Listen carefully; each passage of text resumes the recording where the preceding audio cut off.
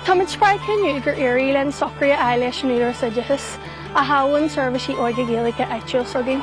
Bíonn túidir sideachas cé an muoinethe chur amach den ceantar a bharthas an déis dúin serviceí óige a cinneal a gháil.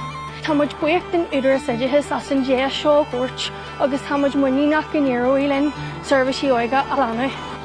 Lena cúis sin, táid fuair dar cóglóirí eitiúla a cinntiú taceach fréise aigedas ó chóirle bhéal firste a cinntiúí goháinan na dóirsaí oscailte den bliana amach roií.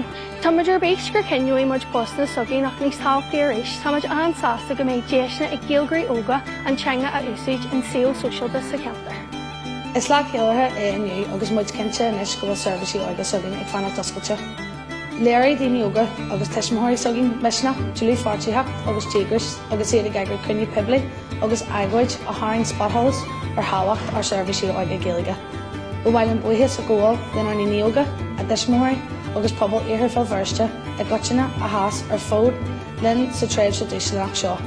Tá muid dógasach inis go bhfuil muid abalta tógáil agus fórbairtíanaí ar serviceí óige den na gluúnta eile a talata. Tá mé bríos ar fád go socraí seálaigh agus feic agam ar eis go cuman óigas agam ag fanacht oscailte. Ghlach mé héanagus mo cáirdú partnánach san agraí a rinneú don cruinniú poblí agus san agóid.